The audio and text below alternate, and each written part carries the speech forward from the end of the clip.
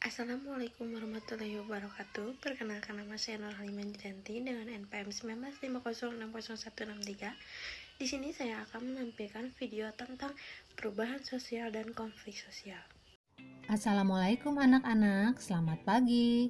Semoga semua dalam keadaan sehat ya. Pada pertemuan kali ini, kita akan membahas materi konflik dalam kehidupan sosial. Setelah pembahasan materi ini, diharapkan kalian dapat pertama, menjelaskan pengertian konflik. Yang kedua, mengidentifikasi faktor-faktor penyebab konflik sosial. Yang ketiga, mengidentifikasi akibat dari terjadinya konflik sosial. Dan yang keempat, menjelaskan cara menangani konflik sosial. Anak-anak, coba kalian perhatikan tayangan berikut ini. Tayangan tersebut menggambarkan salah satu konflik yang terjadi dalam kehidupan masyarakat Indonesia. Apa itu konflik dan faktor-faktor apa saja yang menyebabkan terjadinya konflik? Mari ikuti dalam pembahasan materi kali ini. Pengertian konflik. Menurut Kamus Besar Bahasa Indonesia, konflik diartikan sebagai percekcokan, perselisihan, atau pertentangan. Menurut Suryono Sukanto, konflik adalah suatu proses sosial individu atau kelompok yang berusaha memenuhi tujuannya dengan jalan menentang pihak lawan yang disertai dengan ancaman dan atau kekerasan. Faktor-faktor penyebab konflik sosial. Pertama, perbedaan individu. Masing-masing individu memiliki perasaan dan pendirian yang berbeda-beda. Perbedaan pendirian dan perasaan dapat melahirkan bentrokan di antara mereka. Sebagai contoh, kamu ingin suasana belajar tenang, tetapi temanmu ingin belajar sambil bernyanyi. Karena perbedaan perasaan itulah dapat menimbulkan terjadinya konflik. Yang kedua, perbedaan latar belakang kebudayaan.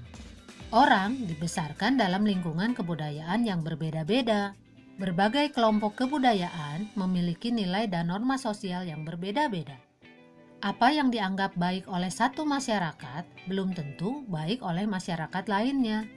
Perbedaan inilah yang dapat mendatangkan konflik sosial. Yang ketiga, perbedaan kepentingan. Bentrokan kepentingan dapat terjadi di bidang ekonomi, politik, sosial, budaya, dan sebagainya. Perbedaan kepentingan itu dapat menimbulkan konflik di antara mereka. Yang keempat, perubahan-perubahan nilai yang cepat. Perubahan yang terlalu cepat yang terjadi pada suatu masyarakat dapat mengganggu keseimbangan sistem nilai dan norma yang berlaku. Akibatnya, konflik dapat terjadi karena adanya ketidaksesuaian antara harapan individu dengan masyarakat.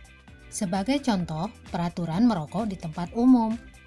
Pemerintah tidak langsung memberlakukannya di seluruh masyarakat Indonesia, tetapi di beberapa tempat yang terbatas terlebih dahulu. Lalu, perlahan-lahan terus meluas dalam rangka memberi kesempatan kepada masyarakat untuk memahami peraturan tersebut. Hal ini dilakukan untuk menghindari terjadinya konflik. Mari anak-anak, kita lanjutkan membahas akibat-akibat dari adanya konflik sosial. Yang pertama, meningkatnya solidaritas sesama anggota kelompok. Contohnya, pada pertempuran Surabaya, para pejuang tidak menghiraukan perbedaan suku, agama, organisasi politik, dan sebagainya. Mereka bahu-membahu melawan Inggris. Yang kedua, retaknya hubungan antar individu atau kelompok. Kalian mungkin pernah konflik dengan temanmu, yang menyebabkan dalam beberapa waktu tidak terjalin hubungan yang baik. Namun, karena kemudian saling menyadari kesalahan, kalian berdua akhirnya saling memaafkan. Yang ketiga, terjadinya perubahan kepribadian para individu. Perubahan kepribadian dapat terjadi pada kedua belah pihak yang mengalami konflik. Kedua belah pihak dapat saling menyesuaikan atau justru masing-masing mempertahankan kebenaran yang diyakini. Yang keempat, rusaknya harta benda dan bahkan hilangnya nyawa manusia. Konflik yang berujung pada kekerasan fisik dapat menyebabkan kerusakan dan hilangnya nyawa manusia.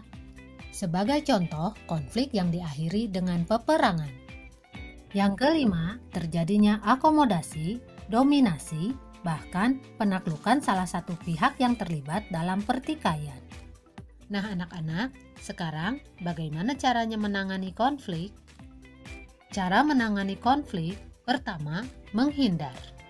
Kadang, orang merasa tidak ada manfaatnya melanjutkan konflik dengan orang atau kelompok lain. Orang ini berusaha menjauhi masalah yang menimbulkan konflik maupun orang yang bertentangan dengannya. Yang kedua, memaksakan kehendak.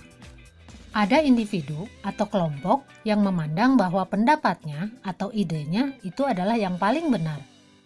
Oleh karena itu, dengan segala cara, konflik harus berakhir dengan kemenangan di pihaknya. Karena itu, dia atau mereka berusaha menguasai lawan-lawannya dengan memaksa lawan menerima penyelesaian yang diinginkannya. Yang ketiga, menyesuaikan kepada keinginan orang lain. Ada orang yang merasa bahwa konflik harus dihindari demi menjaga hubungan baik. Ia mengorbankan tujuan pribadi untuk mempertahankan hubungan dengan orang lain. Selanjutnya, yang keempat, tawar-menawar.